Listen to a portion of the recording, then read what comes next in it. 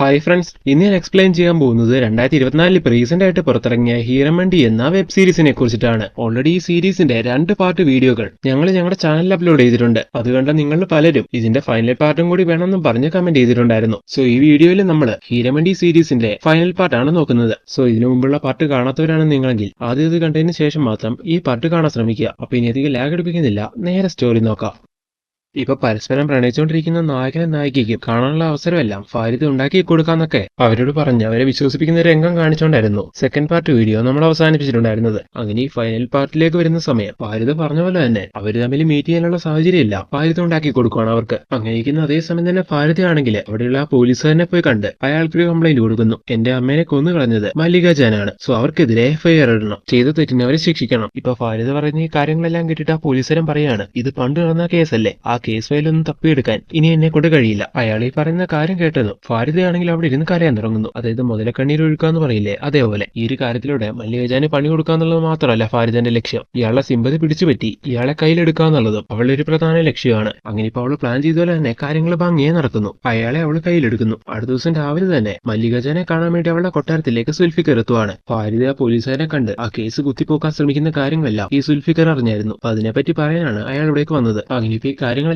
പറഞ്ഞിട്ട് ആ കേസ് അങ്ങനെ അവള് കുത്തിപ്പൊക്കിയാൽ വലിയ പ്രശ്നമാവും. അതുകൊണ്ട് എങ്ങനെയെങ്കിലും അത് ഒതുക്കണം, അതിന് ഒരേ ഒരു വഴി മാത്രമേ ഉള്ളൂ. പഴയ കേസ് ഫയലൊന്നും പോലീസിന്റെ കയ്യിൽ കിട്ടാൻ പാടില്ല. അതിന് എത്രയും വേഗം എന്തെങ്കിലും ചെയ്യണമെന്നും പറഞ്ഞ് അവർ രണ്ടുപേരും കൂടെ ആ കാര്യങ്ങളെ പറ്റിയെല്ലാം പ്ലാൻ ചെയ്യുന്നു. ഇതേ സമയം തന്നെ മറുഭാഗത്ത് ഫരീദ അടുത്ത കാര്യത്തിന് ഒരുങ്ങുമായിരുന്നു. എന്താന്ന് നോക്കിയിട്ടുണ്ടെങ്കിൽ പ്രായപൂർത്തിയായ ഫരീദേന്റെയും മൂക്കുകുത്തി മാറ്റൽ ചടങ്ങ് കഴിഞ്ഞിട്ടില്ല. അതിപ്പോൾ അവൾ വളരെ ഗ്രാൻഡായി നടത്താൻ പോവാണ്. ആ നാട്ടിലുള്ള എല്ലാ പ്രമാണികളെ അറിയിച്ചിട്ട് ഈ കാര്യം ഫരീദ പ്ലാൻ ചെയ്യുന്നത് അവളുടെ ആന്റിയായ മല്ലിക ജാനുള്ള അടിയായിട്ടാണ്. ഇതിനെ ഹെൽപ്പുകളെല്ലാം ചെയ്യാൻ കൂടെ നിൽക്കണമെന്ന് ഉസ്താദിനോട് അവൾ പറയുന്നുണ്ട്. അങ്ങനെ ഉസ്താദ് എന്ന് പറയുന്ന വ്യക്തി അവളുടെ കൂടെ നിൽക്കുന്നു. എന്നാൽ ഈ ചടങ്ങിനെ പറ്റിയെല്ലാം അറിയുന്ന സമയത്ത് മല്ലിക ജാൻ ആണെങ്കിൽ ഒരുപാട് പ്രശ്നം ഉണ്ടാക്കുവാണ്. ഈ ചടങ്ങുകൾ മെയിനായിട്ട് നടത്തുന്നത് കന്യകയായിട്ടുള്ള പെണ്ണുങ്ങൾക്ക് വേണ്ടി മാത്രമാണ്. ഈ ഫാരിദ കന്യകയാണോ എന്ന് ആർക്കറിയാം. അവളുടെ കന്യകത്വം നഷ്ടമാക്കിയിട്ടുണ്ടെങ്കിൽ ഈ ചടങ്ങ് ഒരിക്കലും ചെയ്യാൻ പാടില്ല. അങ്ങനെയാണെങ്കിൽ നമ്മുടെ ആചാരങ്ങൾക്ക് തികച്ചും എതിരായി പോകുന്നൊക്കെ പറഞ്ഞ് മാക്സിമം ഇഷ്യൂ ക്രിയേറ്റ് ചെയ്ത് അത് മുടക്കാനാണ് മല്ലിക ജാൻ ശ്രമിക്കുന്നത്. കാരണം അവളുടെ അങ്ങനെ ആ ഫംഗ്ഷൻ നടന്ന പിന്നെ നാട്ടിലുള്ള എല്ലാ പ്രമാണികളും അവളുടെ അടുത്തേക്ക് പോകും. പിന്നീട് അവിടുത്തെ പവർ മുഴുവൻ അവൾ സ്വന്തമാക്കും. അതായത് മല്ലിക ജാൻ ഇത്രയും നാൾ നോക്കി നടത്തിക്കൊണ്ടിരുന്ന ഹീരമണ്ടി എന്ന് പറയുന്ന സാമ്രാജ്യം അവൾക്ക് വിട്ടുകൊടുത്തില്ലെങ്കിലും അവളത് സ്വന്തമാക്കും. പിന്നീട് മല്ലിക ജാന്റെയും അവരുടെ ആൾക്കാരുടെ അടുത്തേക്ക് ഒരൊറ്റ വ്യക്തി പോലും വരാതാവും. അങ്ങനെ ഈ കാര്യങ്ങളെ പറ്റിയെല്ലാം ശരിക്കും അറിയുന്ന മല്ലിക ജാൻ എന്താ ചെയ്യുന്നതെന്ന് നോക്കിയിട്ടുണ്ടെങ്കിൽ ഫാരിദിന്റെ ആ പ്രോഗ്രാം 8 നിലയിൽ പൊട്ടിക്കുവാണ്. അവള് നടത്താനിരുന്ന ആ പ്രോഗ്രാമിനേക്കാൾ ഗ്രാൻഡ് ആയിട്ടുള്ള ഒരു പ്രോഗ്രാം മല്ലിക ജാൻ ഹീരമണ്ടി കൊട്ടാരത്തില്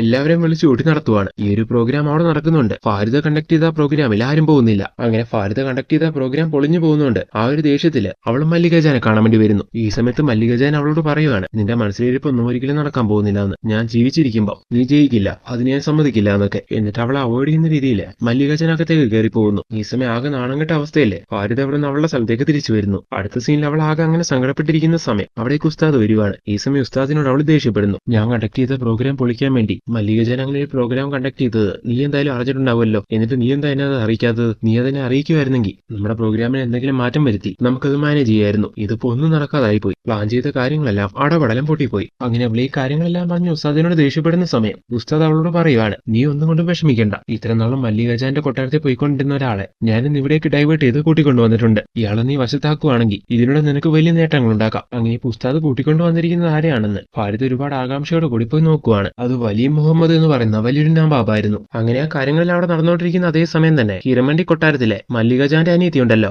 അവരുടെ മകള് മറ്റൊരു വലിയ നവാബിനെ കയ്യിലാക്കുന്നു. അടുത്ത സീനിൽ നമ്മുടെ നായകനെ കാണിക്കുവാണ്. നാട്ടിലപ്പോ ഫ്രീഡം ഫൈറ്റ് എല്ലാം നടന്നുകൊണ്ടിരിക്കുവായിരുന്നു. സോ ആ ഒരു കാര്യത്തിന് വേണ്ടി പോരാടുന്നവരുടെ കൂട്ടത്തില് ഈ സമയം നായകനും ചെന്ന് ചേരുവാണ്. ഈ സമയം സംഘത്തിന്റെ നേതാവ് ജീവൻ ബലി കഴിപ്പിച്ചു ഈ പോരാട്ടത്തില് ഞങ്ങളോടൊപ്പം കട്ടയ്ക്ക് നിൽക്കണം, എന്ത് പ്രശ്നം വന്നാലും നേരിടാൻ മുന്നിലുണ്ടാവണമെന്നൊക്കെ നായകനോട് പറയുവാണ്. എല്ലാത്തിനും കൂടെ ഉണ്ടാവുന്ന നായകനും ഈ സമയത്ത് ഉറപ്പ് കൊടുക്കുന്നു. അടുത്ത സീനിൽ നമ്മുടെ നായകനെ നായികനെ കാണിക്കുന്നു. ഫാരിദ ഇപ്പോഴും അവർക്ക് മീറ്റ് ചെയ്യാനുള്ള അവസരങ്ങളെല്ലാം ഉണ്ടാക്കി കൊടുക്കാറുണ്ട്. ആ ഒരു രീതിക്കാണ് അവരിപ്പോ മീറ്റ് ചെയ്യുന്നത്. അങ്ങനെ ആ കാര്യങ്ങളെല്ലാം നടന്നുകൊണ്ടിരിക്കുന്ന അതേ സമയം തന്നെ ആലം വന്ന് ഫാരിദിനെ മീറ്റ് ചെയ്യുന്നു. എന്നിട്ട് ഫാരിദിനോട് ഒരുപാട് നന്ദി പറയുവാണ്. അവനിങ്ങനെ കാണാനുള്ള അവസരമല്ല ഫാരിദ ഉണ്ടാക്കി കൊടുക്കുന്നതിന്. ആ കാലത്ത് മൊബൈൽ ഫോണും കാര്യങ്ങളൊന്നും ഇല്ലല്ലോ. പ്രണയിക്കുന്നവര് തമ്മില് ലവ് ലെറ്റർ എല്ലാം കൈമാറുന്നത് ഒരു മെയിൻ സംഭവമായിരുന്നു. അപ്പൊ സോ കൂടുതലായിട്ട് നിനക്ക് എന്തെങ്കിലും അവനോട് പറയാനുണ്ടെങ്കിൽ ഈ ഒരു ലെറ്റർ ആക്കി എഴുതി എനിക്ക് തന്നാൽ മതി, ഞാൻ അവനെ അത് ഏൽപ്പിച്ചോളാന്ന് ഈ സമയം ഫാരിദ അവളോട് പറയുന്നു. ഇദ്ദേഹത്തിന് ആലമാണെങ്കിൽ അങ്ങനെ ഒരു കത്തെല്ലാം എഴുതി അവളെ ഏൽപ്പിക്കുവാണ്. ഇത് വെച്ച് എന്തോ ഒരു കളി കളിക്കാന്നാണ് ഫാരിദ വിചാരിക്കുന്നത്. അങ്ങനെ ഫാരിദ കാര്യങ്ങളെല്ലാം ചെയ്തുകൊണ്ടിരിക്കുന്ന അതേ സമയം തന്നെ ഇപ്പൊ ഫാരിദിന്റെ അടുത്ത് സ്ഥിരമായിട്ട് വരാറുള്ള വാലി മുഹമ്മദ് എന്ന് പറയുന്ന നവാബില്ലേ, അയാൾ ഈ കാര്യങ്ങളെല്ലാം അറിയുന്നു. മല്ലിക ജാനെ തറ പറ്റിക്കാൻ വേണ്ടിയാണ് അവളുടെ മകളായ ആലത്തിനെ നീ ഇങ്ങനെയെല്ലാം സഹായിക്കുന്നതെങ്കിൽ അത് നീ നിർത്തിക്കോ, അതാ നിനക്ക് നല്ലത്. ഒരിക്കലും നാഗത്തിനെ ഒരു കരുവാക്കി കളിച്ച് ഈ മല്ലികാജാനെ പണി കൊടുക്കരുത്. അങ്ങനെ അയാൾ ഈ കാര്യങ്ങളെല്ലാം പറയുന്ന സമയത്ത് ഫാരിദയാണെങ്കിൽ എന്താ പറയണ്ടെന്നറിയാതെ അങ്ങനെ ഇരിക്കുന്നു. അടുത്ത സീനിലെ റൂമിലുള്ള നായകനെ കാണിക്കുവാണ്. അവളിപ്പോ നായകന് കൊടുക്കാൻ വേണ്ടി ഒരു കത്തെല്ലാം എഴുതിക്കൊണ്ടിരിക്കുന്നു. ഈ സമയത്ത് കണ്ടുകൊണ്ട് അവളെ ചേച്ചി അവിടേക്ക് വരുവാണ്. നീ അവന് കൊടുക്കാൻ വേണ്ടി ആയിരിക്കില്ലേ കത്ത് എഴുതുന്നത്? ഞാൻ ലൈബ്രറിയിലേക്ക് പോകുന്നുണ്ട്, കത്ത് ഞാൻ വേണമെങ്കിൽ അവളെ വരുമ്പോ അവന് കൊടുക്കാൻ പറഞ്ഞേൽപ്പിച്ചോളാം. ഇങ്ങനെ ചേച്ചി പറയുന്ന സമയത്ത് എഴുതിയ കത്താണെങ്കിൽ അവള് ചേച്ചിന് എടുത്തു കൊടുത്തു വിടുന്നു. അങ്ങനെ ചേച്ചി അത് അടുത്ത സീനില് ലൈബ്രറിയിലേക്ക് പോകുമ്പോൾ അവിടെ ഏൽപ്പിക്കുവാണ്. അടുത്ത സീനിൽ നമ്മുടെ നായകൻ അവിടേക്ക് വരുന്നുണ്ട്. അപ്പൊ അവിടെയുള്ള വ്യക്തി ആ കത്ത് നായകനെ ഏൽപ്പിക്കുന്നു. അങ്ങനെ നായകൻ അതെല്ലാം വാങ്ങി വായിച്ചു നോക്കുവാണ്. ഇതേസമയം ഫാരിദ ഒന്ന് വശത്താക്കിയ ആ പോലീസുകാരനെ കാണിക്കുന്നു. അയാളിപ്പോ ഫാരിദനെ വന്ന് കണ്ട് ഫാരിദ എന്ന് കൊടുത്ത ആ കേസിനെ പറ്റി സംസാരിക്കുവാണ്. പണ്ടത്തെ ആ കേസ് പോലും ഇതുവരെ കണ്ടുകിട്ടിയിട്ടില്ല, അത് കിട്ടിയാൽ മാത്രമേ മല്ലികാജനെതിരെ എന്തെങ്കിലും ചെയ്യാൻ കഴിയുമെന്നൊക്കെയാണ് അയാൾ പറഞ്ഞുകൊണ്ടിരിക്കുന്നത്. ഇതേക്കുന്ന ഫാരിദ ഈ സമയത്ത് മറ്റൊരു വലിയ കാര്യം പറയുവാണ്. അന്ന് മല്ലികാജൻ അവളുടെ അമ്മേനെ കൊന്നോണ്ടിരിക്കുന്ന സമയം അത് അവരുടെ ഇളയ അനിയത്തി കാണുന്നുണ്ടായിരുന്നു. അവരിപ്പോ എനിക്ക് സപ്പോർട്ടായിട്ടാണുള്ളത്. സോ ആ കാര്യത്തിന്റെ ദൃക്സാക്ഷിയായ അവരെ പോലെ ഈ കേസിന് കറക്റ്റ് ആയിട്ടുള്ള ഒരു എവിഡൻസ് ഉണ്ടാക്കാൻ ഇങ്ങനെയും പറഞ്ഞ് ആ പോലീസുകാരൻ അവരെ ഇൻട്രൊഡ്യൂസ് ചെയ്യുവാണ്. നമ്മുടെ ഫാരിദ ഇതെല്ലാം കേൾക്കുന്ന പോലീസുകാരൻ ശരി ഞാൻ ഇതിലെന്താ ചെയ്യാൻ പറ്റുമോ നോക്കട്ടെ എന്നും പറഞ്ഞ് ഇപ്പൊ അങ്ങനെ അവിടെ നിന്ന് ഇറങ്ങുന്നു. ഇതേസമയം ഫാരിദ വിളിച്ചിട്ട് അവളുടെ കൊട്ടാരത്തിലേക്ക് എത്തിയ മല്ലികാജാന്റെ അനിയത്തി പറയുവാണ്, ചേച്ചിക്കെതിരെ ഞാൻ ഈ കാര്യങ്ങളെല്ലാം തുറന്നു പറയണമെങ്കിൽ എനിക്കതിന് തക്കതായ ഒരു പ്രതിഫലം നീ തരണം, അത്രേ ഉള്ളൂ, അത് ഞാൻ ഏറ്റവും ഈ സമയത്ത് ഫാരിദ പറയുന്നുണ്ട്. ഇതേസമയം നമ്മുടെ നായകന്റെ വീട് കാണിക്കുന്നു. നായകൻ ഇപ്പൊ ഫ്രീഡം ഫൈറ്റിന് വേണ്ടി പോരാടാൻ തുടങ്ങിയിരുന്നല്ലോ. ഇപ്പൊ അതുമായിട്ട് ബന്ധപ്പെട്ട് കുറച്ച് പോസ്റ്റേഴ്സ് എല്ലാം അവനവന്റെ ഫയലിലിട്ട് കൊണ്ടുവരുവാണ്. ഈ സമയത്ത് താഴെ വീഴുമ്പോൾ അവന്റെ അച്ഛൻ അതെല്ലാം ശ്രദ്ധിക്കുന്നു. അങ്ങനെ അവനോട് കാര്യങ്ങൾ എത്തിക്കുമ്പോൾ അവൻ കാര്യങ്ങളെല്ലാം തുറന്നു പറയുന്നു. ഇത് കേട്ട് അവന്റെ അച്ഛനാണെങ്കിൽ ഒന്ന് അപ്സെറ്റ് ആവുന്നു. ഈ ഒരു കാര്യത്തിലൂടെ മകൻ എന്തെങ്കിലും ആപത്തി ചെന്ന് ചാടുമെന്നൊക്കെയാണ് അയാളുടെ പേടി. അടുത്ത സീനിൽ ആ ഫ്രീഡം ഫൈറ്റേഴ്സിനെ കാണിക്കുകയാണ്. അവരിപ്പോ സംഘം ചേർന്നിരുന്ന് വെള്ളക്കാരോടുള്ള അവരുടെ പോരാട്ടം ഏതൊക്കെ രീതിയിൽ മുന്നോട്ട് കൊണ്ടുപോകാന്നൊക്കെ ചർച്ച ചെയ്തുകൊണ്ടിരിക്കുന്നു. അങ്ങനെ കൂട്ടത്തിൽ പുതുതായിട്ട് ചേർന്ന നമ്മുടെ നായകനില്ലേ അവന്റെ ഇൻട്രസ്റ്റ് എബിലിറ്റി എല്ലാം കണ്ട് അവനെ ഒരു സ്പൈ ആക്കുവാണ്. അവര് വേണ്ടപ്പെട്ട ഇൻഫർമേഷൻസ് എല്ലാം കറക്റ്റ് ആയിട്ട് ചോർത്തി കൊടുക്കുന്ന വിശ്വസ്തനായ ഒരു സ്പൈ.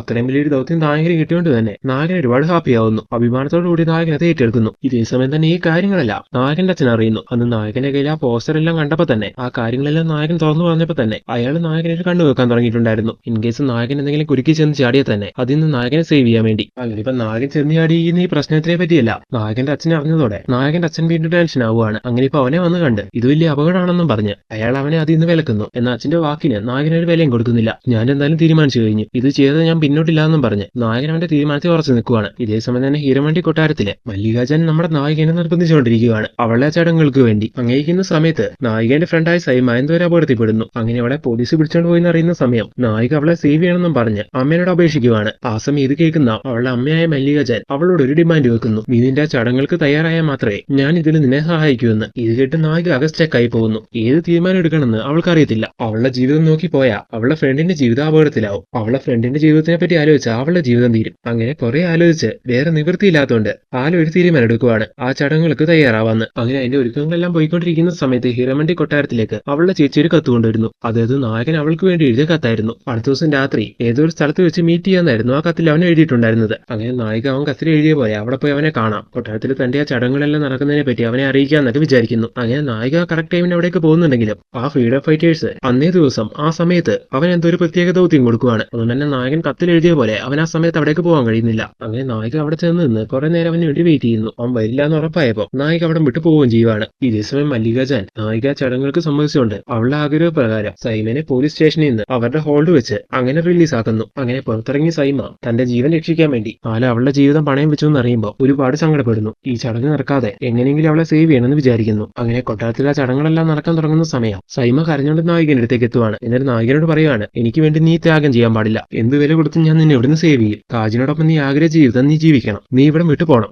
ഇങ്ങനെയും പറഞ്ഞ് ആരും അറിയാതെ നായകനെ അവൾ അവിടെ നിന്ന് പുറത്തു കൊണ്ടുവരുന്നു. ഇതേസമയം പുറത്ത് ഫാരിദ വെയിറ്റ് ചെയ്യുന്നുണ്ടായിരുന്നു. ഈ കാര്യങ്ങളെല്ലാം ഇങ്ങനെ നടക്കുള്ളൂ എന്ന് ഫാരിദയ്ക്ക് അറിയായിരുന്നു. സോ ഈ കാര്യങ്ങളെല്ലാം മുന്നേ മനസ്സിൽ കണ്ട് ഈ ഒരു കാര്യത്തില് അവരെ ഹെൽപ്പ് ചെയ്യാൻ വേണ്ടിയാണ് ഫാരിദ ഇവിടേക്ക് വന്നിരിക്കുന്നത്. ഇവളെ ഇങ്ങനെ ഇവിടെ നിന്ന് കടത്തിയ, അതായത് താജിനോടൊപ്പം അവൾ ആഗ്രഹിക്കുന്ന ജീവിതം ജീവിക്കാൻ വേണ്ടി അവൾ അങ്ങനെ അവിടെ നിന്ന് ഇറങ്ങിപ്പോയ കൊട്ടാരത്തിൽ അവളെ വെച്ച് ആ ചടങ്ങുകൾ ചെയ്യാനിരിക്കുന്ന മല്ലികാജാന് അതൊരു വലിയ തിരിച്ചടിയായി മാറും. മല്ലിക ശരിക്കും പറഞ്ഞാൽ പൊട്ടിപ്പോവും. അങ്ങനെ ഇപ്പൊ സൈമ പുറത്തിറക്കി നമ്മുടെ നായികനെ ഫാരിദയെ ഹെൽപ്പ് ചെയ്യുവാണ്. അങ്ങനെ അവർ രണ്ടുപേരും അവളെ അവിടുന്ന് നേരെ താജിന്റെ അടുത്തേക്ക് എത്തിക്കുന്നു. ഇതേസമയം ഹീരമണ്ടി കൊട്ടാരം കാണിക്കുവാണ്. മല്ലികാജൻ വിളിച്ചിട്ട് ആ ചടങ്ങിന് പങ്കെടുക്കാൻ വേണ്ടി ഒരുപാട് നവാബുകളെല്ലാം അവിടേക്ക് എത്തിയിട്ടുണ്ടായിരുന്നു. എന്നാൽ ചടങ്ങ് തുടങ്ങുന്ന സമയമായിട്ടും നായികനെ കാണാതാവുമ്പോൾ അവളെ റൂമിൽ ചെന്ന് നോക്കുവാണ് മല്ലികാജൻ. അപ്പൊ അവൾ ഇവിടുന്ന് പോയി എന്നറിഞ്ഞിട്ട് മല്ലികാജൻ അകഞ്ഞെട്ടുന്നു. മല്ലികാജൻ വിളിച്ചിട്ട് ഒരുപാട് ആൾക്കാർ അവിടെ വന്നിട്ടുണ്ടല്ലോ, അവർ മുമ്പിൽ എങ്ങനെയെങ്കിലും നാണം കെടാതെ പിടിച്ചു നിൽക്കണം. അതിനുവേണ്ടി മല്ലികാജൻ ഈ സമയത്ത് ഒരു നുണ പറയുന്നു. നായികയ്ക്ക് എന്തോ സുഖമില്ല, അതുകൊണ്ട് ഈ ഫംഗ്ഷൻ മറ്റൊരു ദിവസത്തേക്ക് മാറ്റി വെച്ചിരിക്കുന്നുവെന്ന്. അങ്ങനെ ഇതെല്ലാം കേൾക്കുന്ന സമയത്ത് അവിടേക്ക് വന്നവർക്കെല്ലാം ചെറിയൊരു നീരസം ഉണ്ടാവുന്നുണ്ടെങ്കിലും മല്ലികാജൻ ആ സീൻ എങ്ങനെ സോൾവ് ചെയ്യുന്നു. അത് കഴിഞ്ഞ് മല്ലികാജാൻ ആകെ സങ്കടപ്പെട്ട് അങ്ങനെ ഇരിക്കുന്ന സമയം അവിടേക്ക് ഫാരിദ് വരുവാണ്.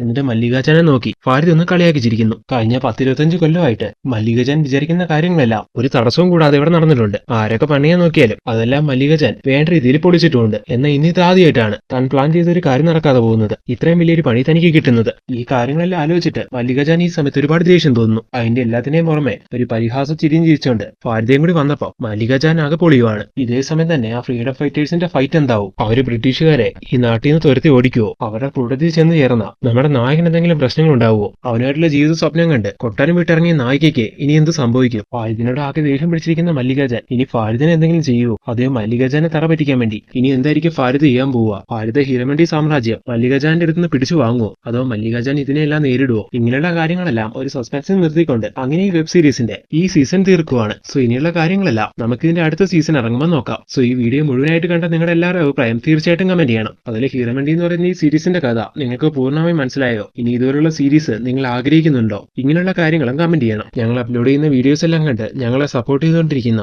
നിങ്ങൾക്ക് എല്ലാവർക്കും ഒരുപാട് നന്ദി പറയുന്നു. ഇനിയും ഞങ്ങളെ സപ്പോർട്ട് ചെയ്ത് ഞങ്ങളുടെ കൂടെ തന്നെ നിങ്ങൾ ഉണ്ടാവുക. ഞങ്ങളുടെ ഈ വീഡിയോ നിങ്ങൾക്ക് ഇഷ്ടമായിട്ടുണ്ടെങ്കിൽ ലൈക്ക് ചെയ്ത് ഷെയർ ചെയ്ത് സബ്സ്ക്രൈബ് ചെയ്ത് ഞങ്ങളൊന്ന് ഹാപ്പിയാക്കുക. അപ്പൊ ഇനി ഇതുപോലുള്ള പുതിയ പുതിയ വീഡിയോസ് ആയിട്ട് കാണും വരെ എല്ലാ ഫ്രണ്ട്സിനും ടാറ്റ ബൈ ബൈ.